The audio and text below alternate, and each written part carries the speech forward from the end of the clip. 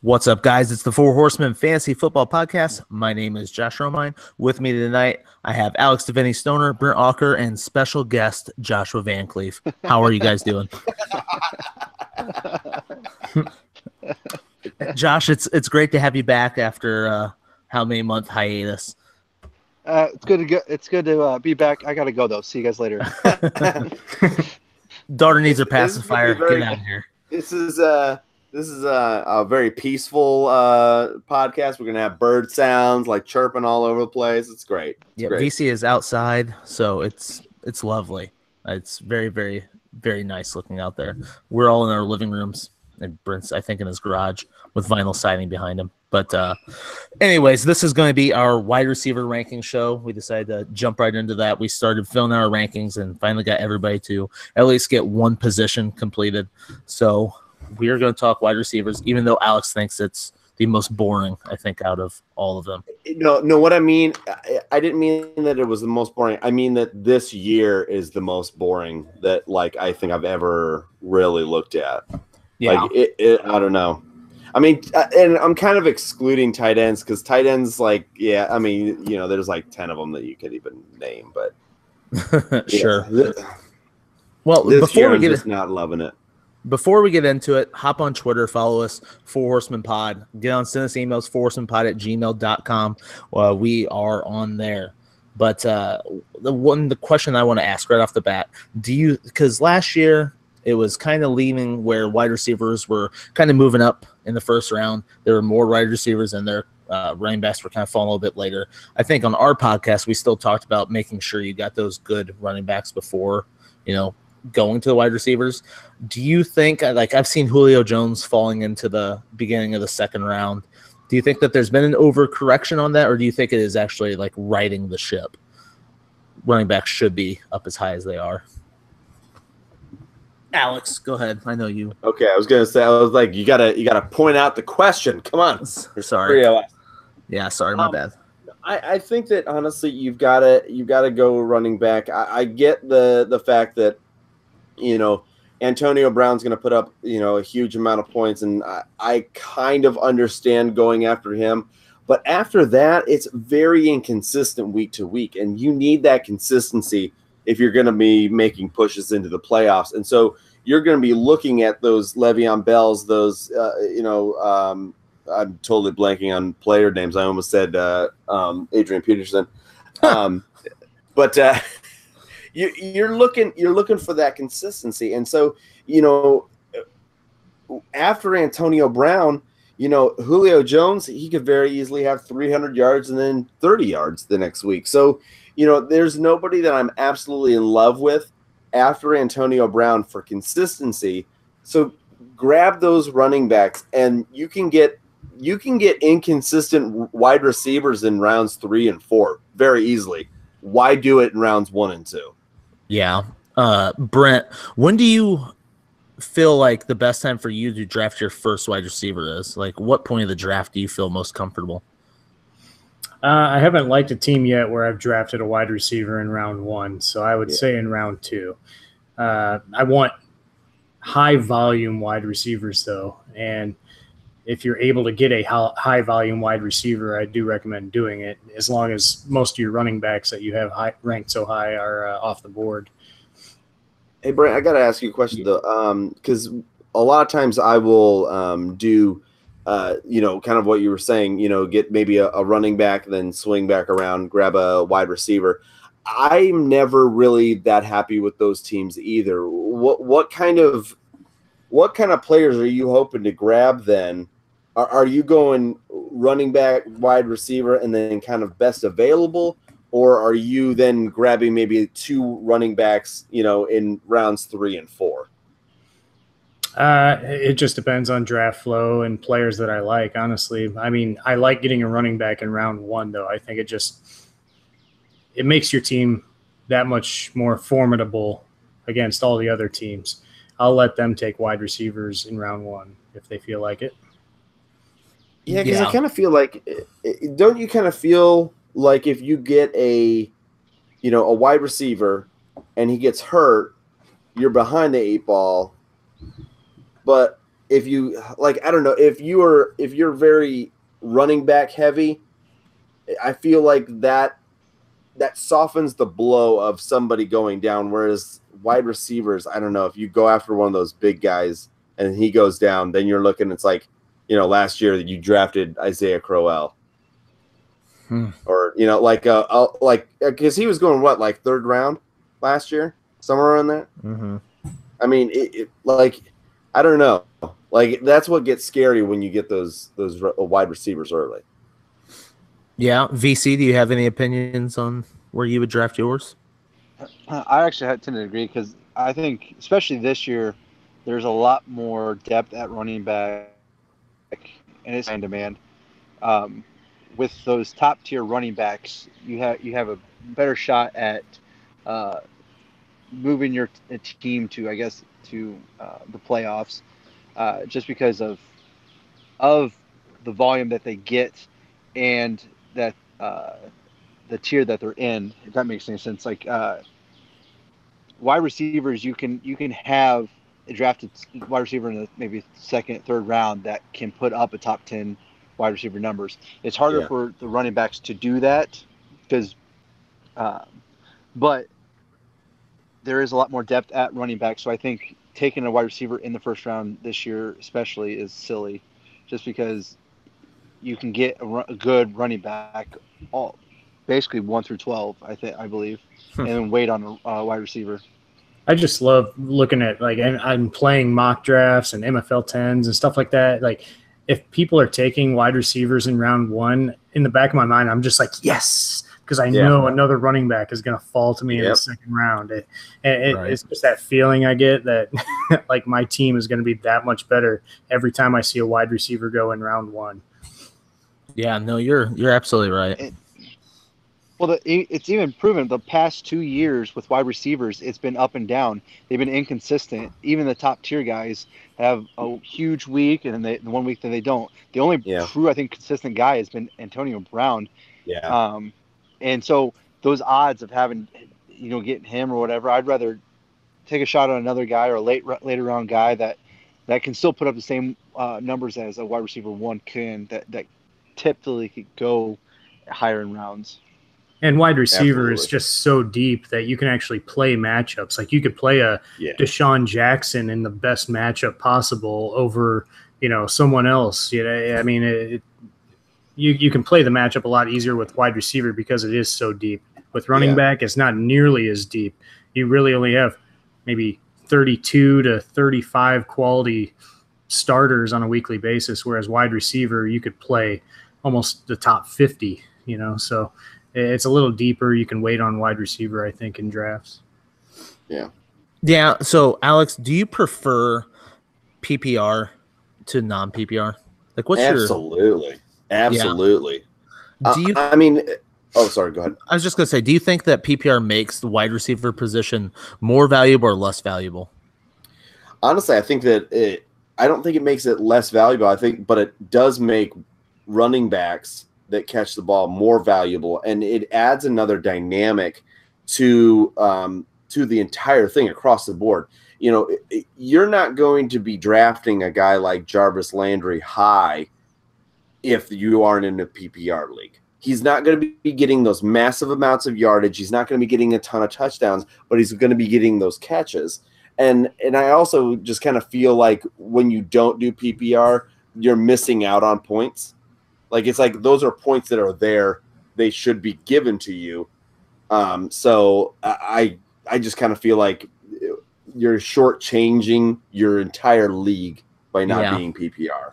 And I see people talk about PPR and then automatically valuing the wide receivers, like moving them up their draft boards. I almost feel like you don't really have to move them up your draft boards, but like you should still do the point system.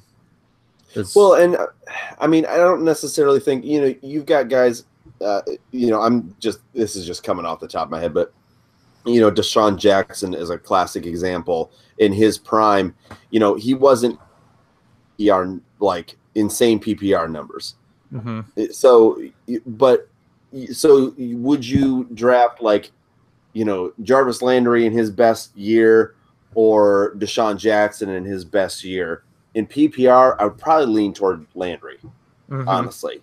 So it does change that dynamic, but I don't think it changes where I'm going to draft a player necessarily. Okay. Like draft the position. I mean, I'm sorry. Yeah, I don't know. I just worry that like when you change the PPR, that people automatically start overvaluing wide receivers, which makes the running back position. Yeah, just makes like it that much. Exactly. And I like that. Like Brent and I did it in NFL 10. What was that? Like a few weeks ago now, and I hate my team. Like, yeah, you should. I should. Like, I drafted. I hated where I was drafting out of. I think I was drafting out of the 7 spot. And I took Barkley with my first pick, but then like everywhere I looked, like the running backs I wanted were gone, and I ended up going wide receiver 4 picks in a row, and I hate my team, just hate it, absolutely hate it.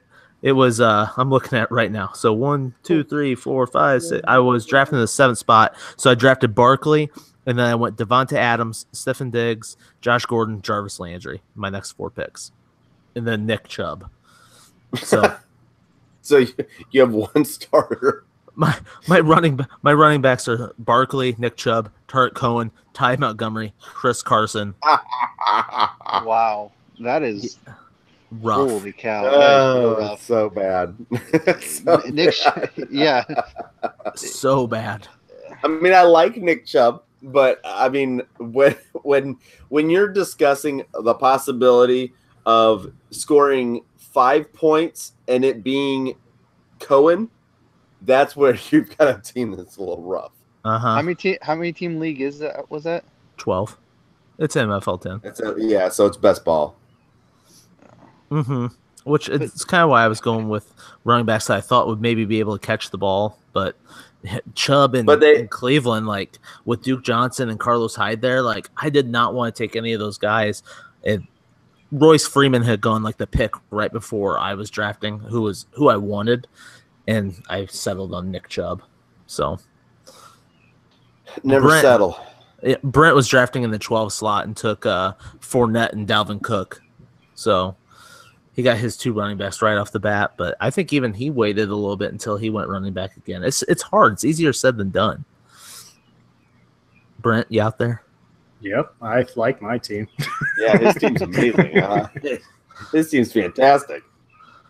Yeah, I don't know. It's good. It's all right. I don't know if it's fantastic. T.Y. Hilton, Amari Cooper, Robert Woods.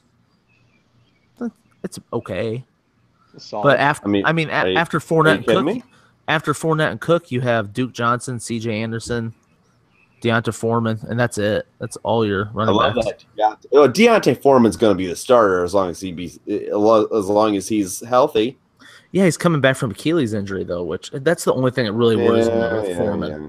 It's because I was all in, and then I remembered that it was an Achilles, and I've kind of backed off a little bit. I think but I'd rather have him than Tariq Cohen. Yeah, really? Tariq Cohen is the biggest hype train that's going to go right off a damn cliff. Oh, my God. Just because he's too small? It just because, okay, it's based on one game. One game last year. It was the first game of the season. I think it's based more off the scheme that they think that they're going to put into place. Again, we were just discussing this. You don't all of a sudden take a 5'6" guy and turn him into a superstar. I mean, like everybody thinks they're going to find the next Darren Sproles. He's a fluke. He's not. He's the outlier. He is never going to be the rule. So, I mean, that's the only reason we are talking about guys like Tariq Cohen is because of Darren Sproles, which I understand. I don't want anything to do with him though, unless he's a flyer. Yeah, I mean, we're getting off on tangents. This is a wide receiver show. Let's get right into our wide receiver rankings because we put together our top 24. I put down the top 24 off of Fantasy Pros consensus rankings, which uses ESPN, MFL, the FFC, and a couple other ones. So I'd say it's pretty good. We all 4 have Antonio Brown number 1 overall. I don't think there's any argument there. I think I wanted to pick somebody else, but there's just no I can't look at any one of those players and say has a chance. Nope, none of them. And that's you know, you look at your top four, usually it's a combination of Antonio Brown, DeAndre Hopkins, Odell Beckham, and Julio Jones. Alex, you have Keenan Allen as your number 2 wide receiver.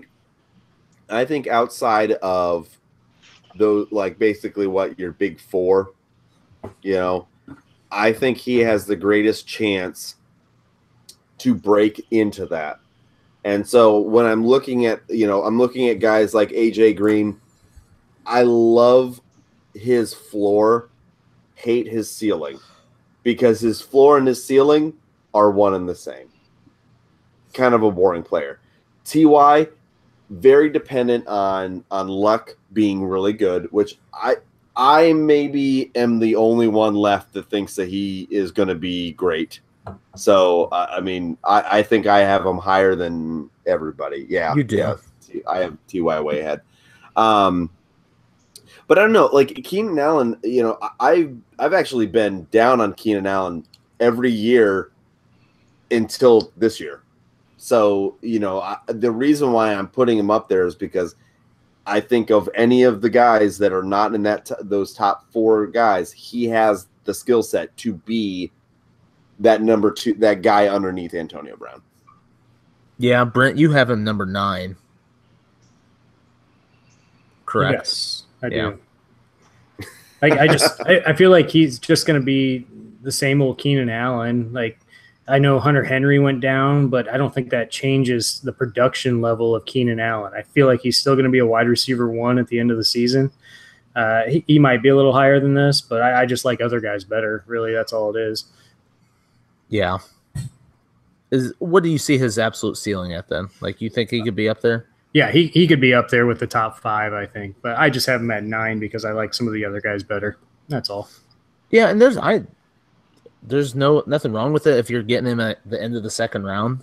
But is he even going to make it to that point? Like, in my latest MFL 10, I got him in the second round. I think 4th pick, 5th pick, into the second. Yeah, which I think that's probably about where he's going to go. And I don't think that that's a bad value. No, not either. at all. Like, I like the value. Is that means you're getting a pretty good, you know, running back, and then if you want, you know, to balance it out with a really good wide receiver, I mean, I think that's pretty good. I think he has a fantastic floor plus a ceiling that we saw last year where I think he performed like 350-yard games, and he scores touchdowns too. And with Hunter Henry going down, maybe his touchdowns actually do go up a little bit. So, and I like him a little bit better than Julio Jones, and I think that's one of the reasons why I put him up there is because of how inconsistent Julio Jones really is.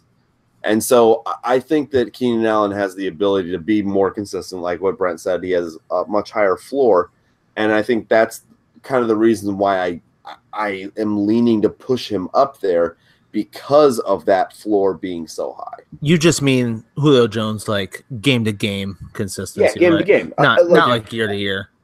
No, and I'm not like, okay, Julio Jones is amazing, but he's amazing because he can put up 300-yard games. However, the flip side of that is a 30-yard game the next game, or, you know, a 200-yard game and then a 55-yard game. You know, it's just like that's there isn't really a number 2, and we'll see with, you know, Ridley and stuff like that. There isn't a true number 2, and so they haven't had anything to really focus on other than Jones. So unless that happens with Ridley, I don't see that changing. Yeah, I just like Keenan Allen has only had really his last season. Like, he had 102 catches for 1393 and 6 touchdowns. Other than that, his rookie year he went over 1,000 yards, but then he had some injuries. He had a couple seasons where he was at 700 yards. I don't know. I still feel like I'm not completely sold. I feel like last year was his ceiling. So, well, what's funny is that I'm pretty sure every year you guys you were talking up Keenan Allen, loving Keenan Allen, in love with him.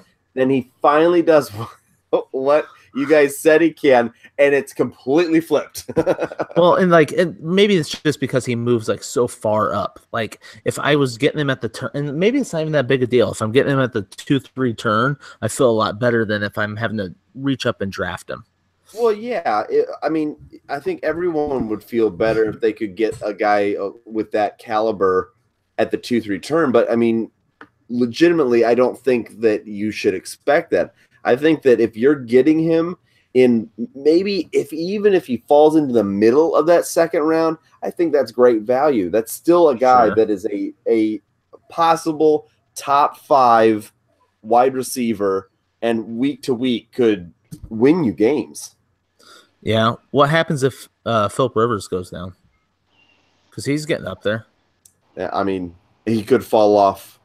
I mean, we're seeing the stats falling off with Eli and the health falling off with Big Ben. Philip Rivers is the only thing that's kind of been in the middle, but that's because he's kind of been a back and forth quarterback as far as his play. I don't know who's behind him. Philip Rivers. That's kind of what I don't know who's. The last time I knew was Clipboard Jesus. That was the last time I knew. Thought it was Kellen Clemens last year, but yeah, I think you're right. Like that's okay. That's all I can remember. I think they drafted a rookie this year, though. If he goes down, it's pretty much over for my love for Keenan Allen. There's no way that Kellen Clemens is going to move the needle for me at all. Yeah, it would be hard. It looks like so I got pulled up here. Oh, Geno Smith. Oh God, really? Geno Smith, Cardell Jones. Oh, Cardell Jones. Jeez. That's like the worst backup core I've ever heard. That's quality right there. Wow. So yikes. Yeah, I don't know.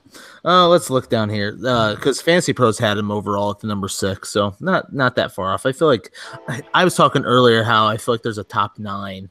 Like I feel pretty good about anybody in the top 9, and then I feel like that's kind of where it falls off.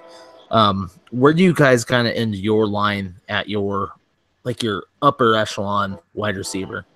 Mine's the exact same. I had a top 9, but I snuck in T.Y. Hilton into the top 10 as long as Andrew Luck's healthy. Like if he can return to what Andrew Luck does best, then I think T.Y. Hilton will be a wide receiver 1. So that I have a top 9 also with possibility of a top 10. Sorry. Van Cleve, how about you? So from like 9 through like 12, like it's where it's like they could be that top echelon, but like where like I feel those I guess guys fluctuate. It depends on the situation almost. But above that, any one of those guys I'd be okay with. But I like the top 12 that I have, and I feel comfortable having them as my number 1s. But as far as like 9 through 12, it's where it's like they could be really, really good, or they could be okay. And you got Devontae Adams in your number 9 spot. Like I have Adams number 5. Brent, you have Adams number 6. Alex, you're number 10. You're right there with him. But like, why do you feel like, Brent, that you have him up higher, like into that first echelon? I just feel like Devontae Adams, he performed so well with crap last year. When Aaron Rodgers went down and their backup quarterbacks came in, they targeted him frequently, and he was making big plays. He even had, I think, 2 concussions during the season, and he was still doing amazing. I just feel like with a returning Aaron Rodgers, completely healthy, Jordy Nelson leaving, their running game clicking, I really do think Devontae Adams is in store for a very big leap from last year even. He's going to be targeted heavily. He's going to get tons of yards, and Aaron Rodgers throws touchdown passes. Someone's got to catch him. Devontae Adams he's bound to be a top 5 potential wide receiver, and I think if that happens this year, you will be talking about him possibly being drafted as a top 5 wide receiver next year. Yeah. So you feel like you're drafting him as ceiling though at that point? Yeah, probably. But I think his ceiling is a lot easier to accomplish than some of these other guys' ceilings will be. Sorry, I'm listening to my child scream upstairs. I was okay. So, that's what I was wondering. What was going on? I'm gonna go up there for a second. So, if you guys want to talk about, I don't want to talk about Stefon Diggs yet because I got opinions. Like, what do you guys think of with the suspension with Jameis Winston? How Mike Evans might do this year? I think he'll be targeted more.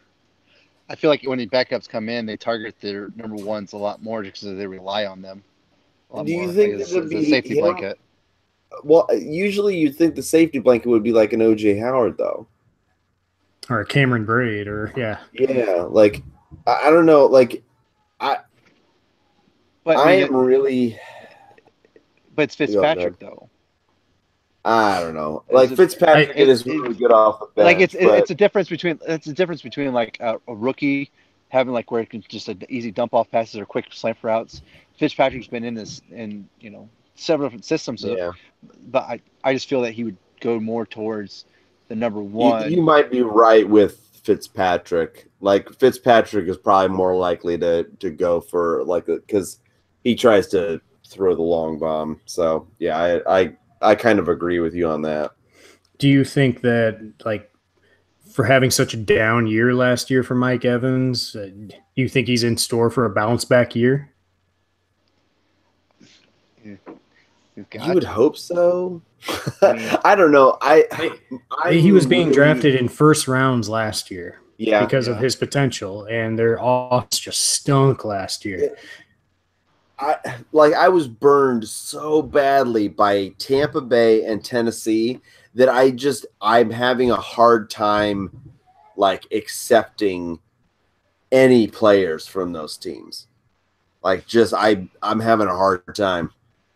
I don't know. Because I thought they were going to take a leap, and they like took a giant step backwards. Yeah. So do you think he's being drafted appropriately right now, like mid-second round, late second round?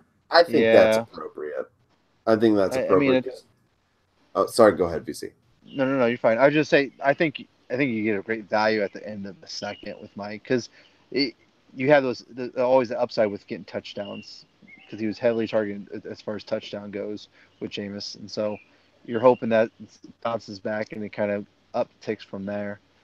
So, sorry. I think that part of it is that they couldn't get their running game going, and it's kind of been proven that with Winston, if he has to throw early, he doesn't do that well.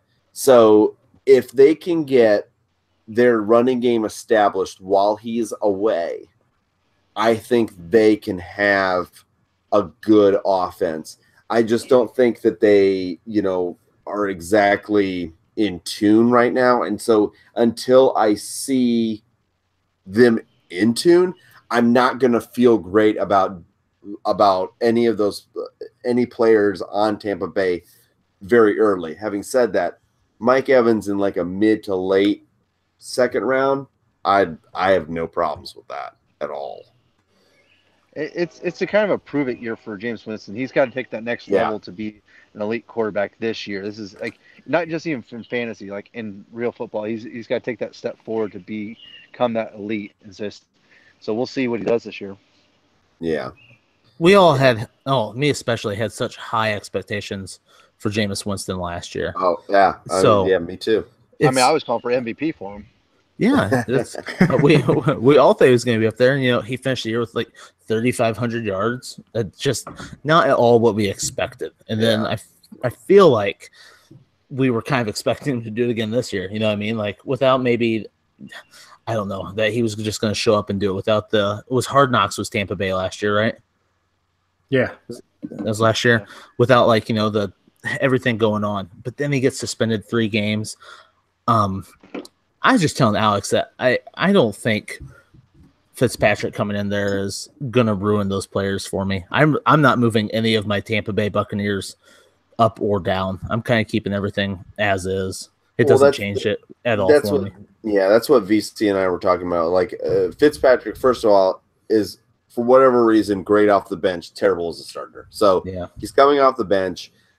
And he kind of swayed me a little bit because he was talking about, Fitzpatrick going after Mike Evans versus, what usually a backup quarterback's going to go out more of a security blanket of like maybe, OJ Howard or Cameron Brate.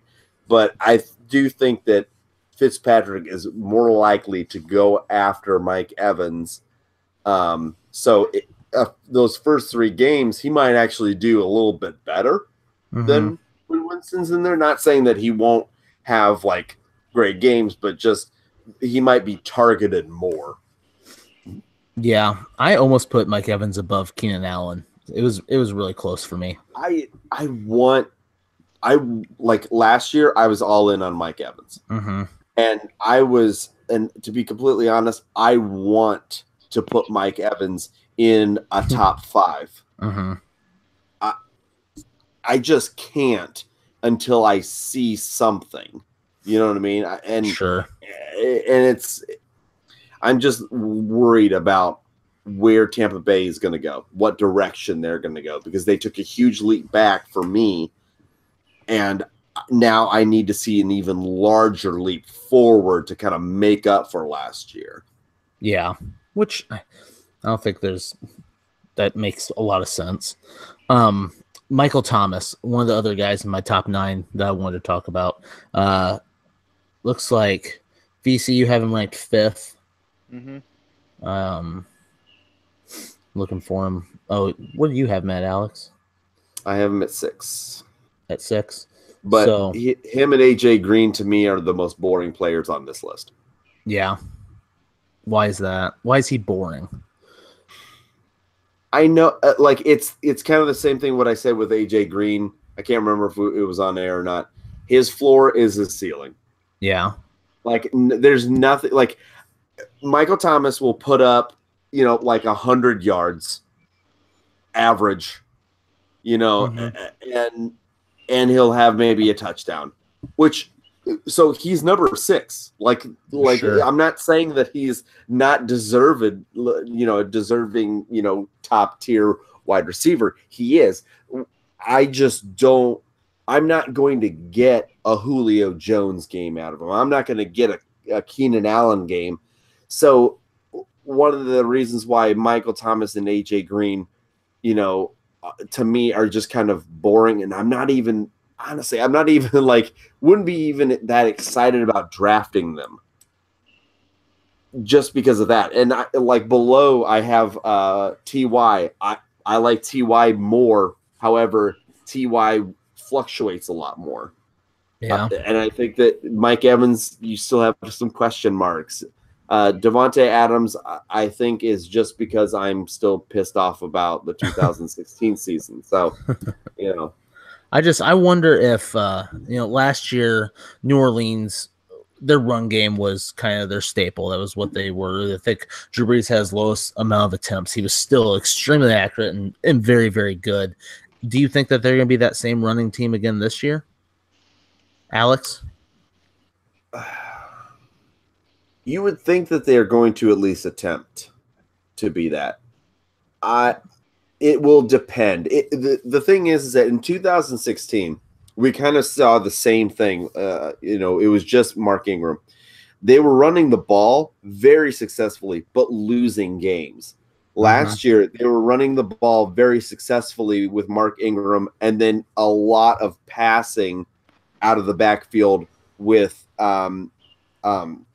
just blanked Kamara. And so you're wondering if they can, as long as they continue to win with running, they're going to lean on the running game more. But it depends on how things go. Honestly, because if they start losing games while they are running the ball, they will almost completely abandon the run. Yeah. To start passing. So you got to be careful. Once we'll talk about it more on the running back side, but I think that even though we saw a lot of running last year, you still have to look at New Orleans as a pass first team. Yeah. So if if they are more of a pass first team even this year, like more than last, you could maybe see Michael Thomas take another step forward. Yeah, but it's not going to be a leap. Yeah, it'd be hard to leap from where he was at last year, right? Like, it was pretty good last year. Like 1,200? I think something like that. It was 1,206. It wasn't like a ton of touchdowns. 1,245, 104 catches, 1,245, and 5 touchdowns. So, I mean, if you could get more touchdowns out of him, I think that we would be having a little bit different discussion. Yeah, and if because maybe some of those the problem. some of those red zone rushing touchdowns became receiving touchdowns, And he's a big-bodied guy too, so you would think that he would have more touchdowns. They were just so efficient last year. I think that number could bounce back up. Brent, what do you think about the Minnesota? What do you think about the Minnesota wide receivers? Ooh, here it goes. So they brought in Kirk Cousins. They lost their offensive coordinator. I have differing feelings. Like I want to believe that they're going to be successful as potential wide receiver ones, easy wide receiver twos. In my opinion, I flip-flop on both guys, Adam Thielen and Stephon Diggs. Like, either one could be a wide receiver one. I just see them kind of both as a almost like a wide receiver two. They both can get volume. They both can make great plays. You see their floor, you see their ceiling. I see them as very similar players, but I know they're different players. But bringing in a quarterback like Kirk Cousins who can actually accurately get them the ball and get the ball downfield, I feel like they could have sustained value in drafts, and you can get them at value as well. Mm-hmm. VC, you have kind of, let's see, you got Diggs ranked 10th and Thielen ranked 18th. So you're the farthest apart on them. Why do you have that separation between the two? Because I still feel like I think it's more because of ones and twos. Thielen can put up wide receiver number one numbers, but he's more of a number two, and I just liked more people ahead of him. What it really came down to. Maybe I'm still high on Diggs just because of his raw talent and what he can put up very, very high numbers. He can put up those Julio Jones type numbers, like when having those huge games. I feel Thielen is a great, consistent guy. I think he's one of those guys that, like, if you go running back early, he be later. Want on my team as a wide receiver and think he would be pretty solid. But like I said, that's more but due to I'm like more guys ahead of him than it is between those two guys. But I think Diggs numbers have higher ceiling than Thielen. Thielen kind of has some of a higher floor. So, yeah, Alex, you have it the opposite way. You got Thielen in front of Diggs. I mean, I don't know. Like, honestly, when I'm looking at the stats, I don't know how you could go Diggs. Because looking at the stats, Diggs has never had a 16-game season, has not had a 1,000-yard season.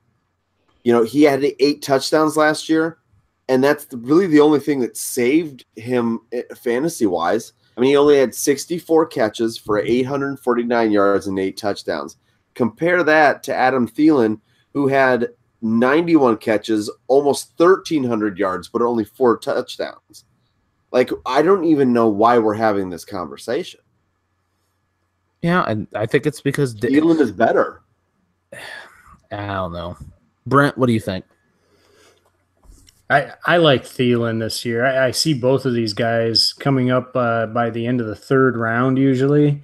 They're being taken mid to late 3rd round, maybe into the early 4th, but yeah, I've been taking Thielen every time before Diggs, every single time. And I think in the back of my mind, I think it's just due to Stephon Diggs' injury history. It's not extensive by any means, but he does have a risk of injury. Thielen, though, I mean, he seems to be a lot more consistent as well than Diggs. Diggs has put up, some 200-yard games, so I feel like his value is a bit inflated because of you've seen his ceiling, but Thielen, he can put up that ceiling as well, I think. Yeah. So I was gonna say, Oh, sorry. if you're able to own 3 wide receivers, would you want to own both of those wide receivers, or would you just be trying to like pick your guy and stick with him? Alex. I think you almost have to stick I with would one. want. You have to Yeah. stick with one. Well, and we're just talking about this. Did Diggs actually have a 200-yard game last year? No.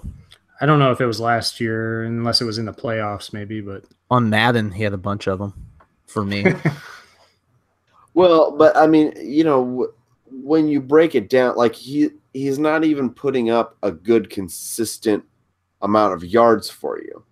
And that's why I don't know where this like Stephon Diggs is like such a great player. He's a mid-tier wide receiver. Like, I mean, that's what he has been. I don't see how he's going to get above that. And you have a guy that's on the same team that has already gotten above that, but being talked about as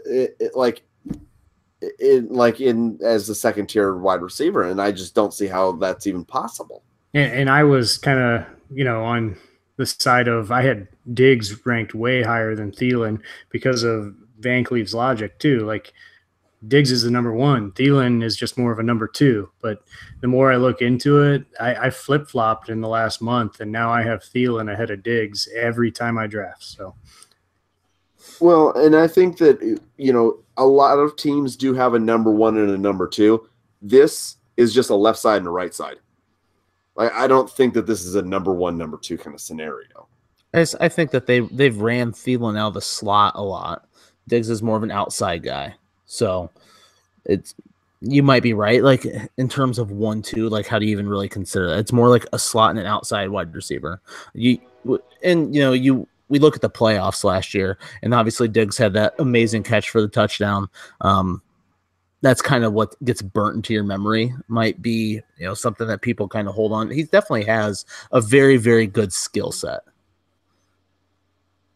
Yeah. Sorry. I really wish that just a random thought. I really wish that Pro Football Reference would show where a wide receiver lined up. Yeah. Baseball, like they'll show you the games they played second base. Like I just wish they would show me where he lined up. Like how many snaps he lined up in the slot. I'm sure it's out there somewhere. somewhere. Focus does, but you have to pay for it. Right. Yeah, exactly. I just want to know the information. We're not that wealthy. Brent is, but we're not. All right. Well, it's going to be a tough one all year. I get both of all your guys' logics, and I like them both. I own both of them in a dynasty league, so I have vested interest. You need to get rid of one of them. I know. I'm gonna probably trade one. I'll probably trade Thielen because I think he's got higher value. Right here. We'll talk. Talk to me. Cleveland wide receivers. Alex, before the show we were talking about it, so I want to get Van Cleve's opinion on that one, because we haven't talked to him that much. I love Tyrod Taylor. There's no denying it. I do. He's going to start out the season, and we were talking about him being able to, or essentially we're talking about Cleveland being able to sustain 2 top 24 wide receivers, because a lot of rankings have both Jarvis Landry and Josh Gordon in the top 24. Van Cleve, what stance are you taking with Cleveland wide receivers? Do you want them? Who do you rank higher? Et cetera, et cetera. I want them, but I want to pay a lot for them because there's a lot of unknowns. Because it's not just Tyrod, it's Cleveland in general. It just sets the life out of you. It just does. Like just going through a quarterback carousel, like you get so excited, like that they're going to have a quarterback, they're going to be able to get to wide receiver, and like how many wide receivers have we gone through in the past couple of years with Cleveland that you get excited about, and it's like, okay, this is really good, and then it doesn't happen. Now Jarvis Landry and Josh Gordon are a little bit different. Josh Gordon's been obviously out of the game for a long time, so yeah, he may still be physically fit, but can he play the actual game? Can he get to game speed? Can he run his routes on time? Can he go up against a corner? He's just going against short pads and shorts right now, and he's looking good. But so that's just a tough one. I want him, but I don't want to pay a high price for him. Is where it comes down to. And so you hope and you want to see that happen. I don't think they're going to go with Baker this year. I think they're going to keep it with Tyrod. So you're going to whole year. Tyrod. I think they go with Tyrod for the whole year. Yeah. I can't. I mean, no. You think another organization maybe. I don't see how they're going to tell the Cleveland fan base, "Hey, pump the brakes for Baker Mayfield in a year." No, they're gonna roll his ass out as soon as he can. They're not smart in Cleveland. First off, let's just lay that out. And I think the biggest issue is, and I was talking with this about with Romine before the show, is that the first bad pass. This was a fool's errand from the start. You don't go after a proven. I'll say, he is a proven starter because he has been a starter, but he is a proven starter, and then draft a guy number 1 overall, because that's setting it up for failure. Get some guy that is a journeyman. Like, who cares? I don't know what they were thinking with that, because now, as soon as there's one bad pass, one interception, there's going to be screams for Baker Mayfield, and Cleveland can't sit on him. They just can't. They have a fan base they have to show something to. Over under how many games Tyrod plays? I mean, my initial reaction was 3. Yeah, I would I'd be pounding the over on that. Brent, what's your opinion? I mean, the biggest thing with Cleveland right now is I think they have so many offensive pieces that are actually being drafted. They're being drafted. So you have Josh Gordon, you have Jarvis Landry, you have David Njoku, you have Nick Chubb, Carlos Hyde, Duke Johnson. So you're forgetting about their number 1 pick 2 years ago. Corey Coleman. Corey Coleman. He's gonna get traded. He's never heard of him, but trash. I'm just saying he's there. So yeah, he's there too. I get it, but he's not being drafted as high. But so you're talking about all these offensive skill positions, but who is not being drafted at all? Tyrod Taylor. Would you even consider him a value at this point? If all these guys are being drafted, you would expect Tyrod Taylor to sustain some sort of fantasy value, even with the last pick of in your drafts. Right? Yeah, Tyrod Taylor is going to be especially in a 2-quarterback league. Oh I mean, if these guys are being drafted where they are and they sustain that kind of fantasy production, then Tyrod Taylor will have extremely high value. Okay. Right. If they do, that's the thing. But there's so are they worth being drafted high? Is what I'm saying. There is a way for it to happen. No. Even in a great system, all of those guys can't be that good. There's no way. Like, there's no way for 6 guys to be fantasy relevant on a team at once. There's just no way. Right, exactly. That's what I'm saying. But that's what I'm saying. But if 3 of them are, that's all it takes. Okay, but it doesn't matter because it's not going to happen because Tyrod Taylor is trash. Tyrod Taylor's not trash though. That's okay. How many yards? How many yards did he throw last year? Enough. Buffalo was trash last year. I don't care. Under 3,000. How many did Blake Bortles throw last year? Yeah, 45 probably. I don't know. Blake Bortles throws a lot. He threw over 100 more passes, so it doesn't really surprise me. Tyrod Taylor is efficient. He doesn't turn the ball over. He's a game manager quarterback. Okay. He's not going to give away. He's not going to give away the starting job. Right. What's going to happen is Cleveland is going to be bad, and then they're not going to be bad because of Tyrod Taylor. They'll be bad because they're a bad organization, and then Tyrod Taylor will get pulled. That's why I don't think that it's going to be 3 games. I think it's going to be more than that because I think that their offense is going to be decent. Like, they are going to have Jarvis Landry and Josh Gordon are pretty sure bets to be at least wide receiver 3s. So they're going to be relevant. You think that Tyrod Taylor game manager, Tyrod Taylor, 2,800 yards. Tyrod Taylor can get the ball to Josh Gordon. I do. Why? Because he's not a bad passer. Just because he hasn't had stats, Buffalo completely mismanaged Tyrod Taylor being used. He can throw the ball. He has shown it before.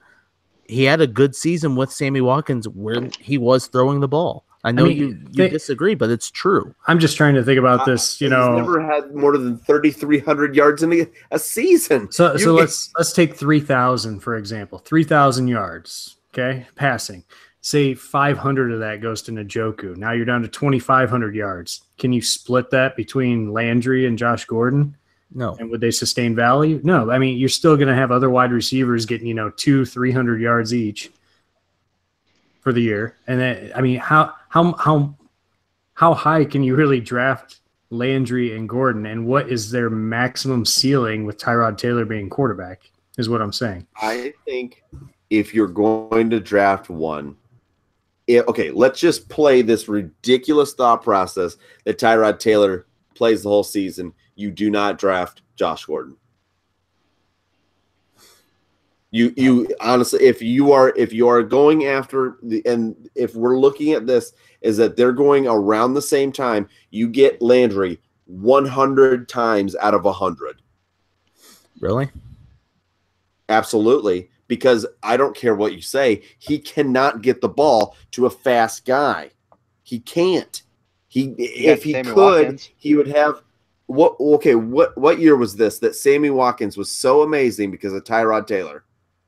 Nobody said he was so amazing because of Tyrod Taylor. Well, I said he had yards? One good season. Well, 1,100 maybe 1,000. I don't know. I can look it up. Keep talking. I'm looking up. Jarvis Landry's entering a complete new offense too. Like at least Josh Gordon's been in there before. I don't know. I try to think of what Tyrod did with a slot receiver before. Like he was good at dumping it to LaShawn McCoy. We've seen that before. So does that bode well for Duke Johnson? Like it's just there's so many running backs there too. It's hard. I think that Tyrod Taylor could be a value, though, and put up stats. I have said before that I think that their offense is going to be good. I think that their defense on paper should be much better. But if we're just going by paper teams, they're going to be great. We all know that we can't believe that with Cleveland. So they could be complete garbage fire again. Because they weren't a 16-loss team last year. They should not have lost 16 games. They were a better team than that last year. Hugh Jackson's trash. Did you find it, Alex? Okay, so Sammy Watkins just clipped over the 1,000-yard mark and did have 9 touchdowns. That being said, that was 1/3 of Tyrod's entire passing. Mm-hmm. But Sammy Watkins is a fast guy. Okay, but what I'm about, listen.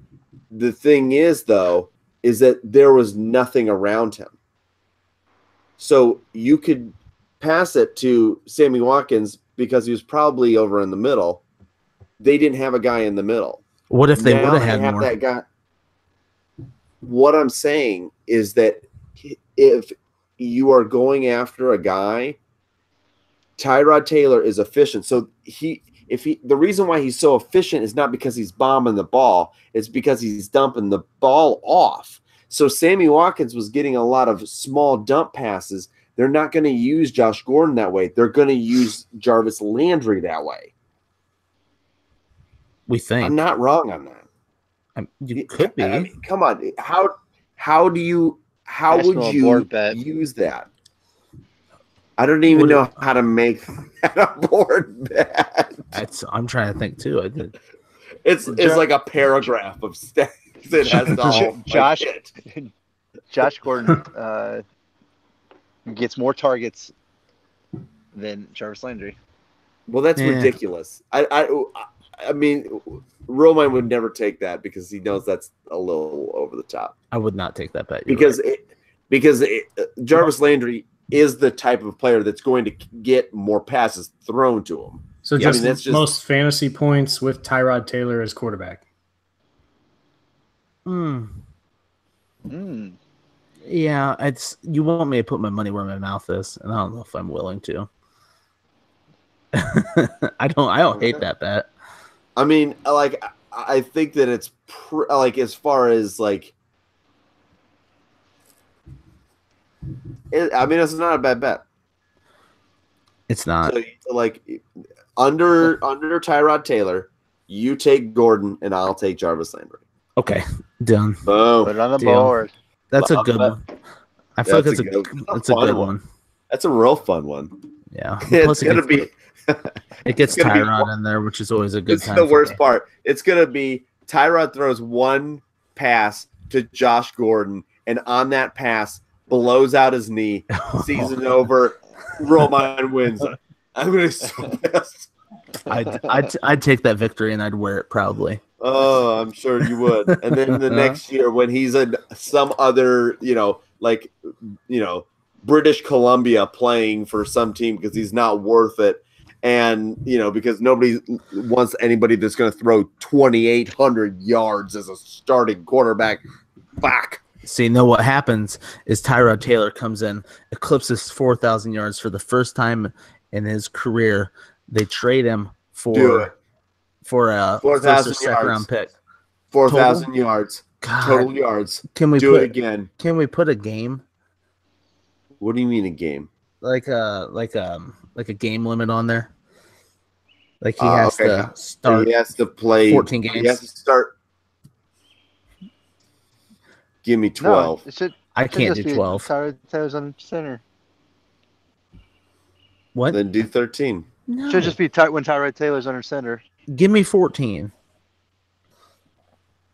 Give me 14 games started. I said 12. Let's split the difference. Move on that. I should probably get out of this bet while I still have the chance. So I'm gonna decline. Watch it be Corey 4,000. Coleman as the better See, wide receiver. Right. But this is exactly how I beat you. Is that kind I know. of nonsense? That kind of nonsense. 4,000 I know. yards. You're not wrong. I can't pay. I can't pay for any more cheeseburgers. And I'm at 4,000 total yards rushing. And It doesn't matter. His rushing went down last year, didn't it? Oh shit! Yeah. My it did. computer. Oh, whoops. It went Honestly, down last year.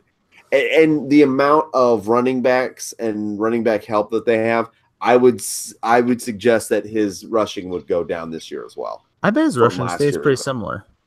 I bet he has over 400 yards rushing. 400 yards rushing. Hmm? I'll take that bet. Yes. Perfect. You're so stupid. I mean, he's had at least that the last 3 years. I don't know if it's stupid, but Is there a minimum take it. game on that one? nah, forget it. Nope. We'll take it. No. I would love to see Tyrod start the whole year, but I don't think it's going to happen either.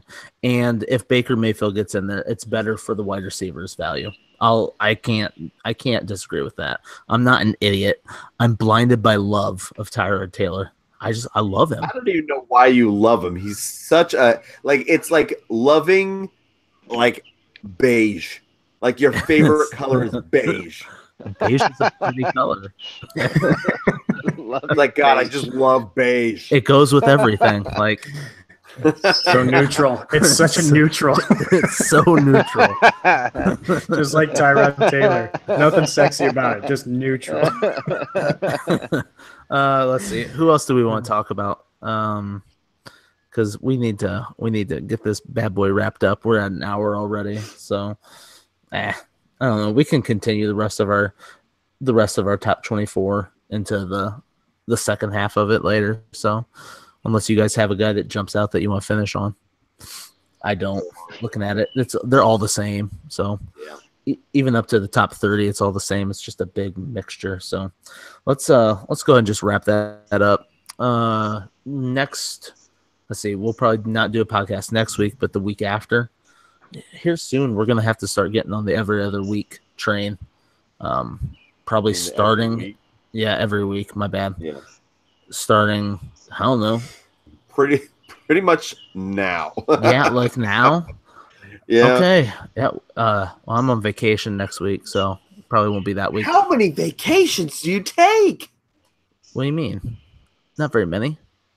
You have been on 3 vacations, I swear, in the last like 3 or 4 months. No, I haven't been on a vacation since 2012. We went to Myrtle Beach and stayed at my wife's parents, and we're gonna go up to Angola and stay at my parents for a week. So it's not like we're going to like China. Walking That'd be pretty sweet. That's pretty awesome.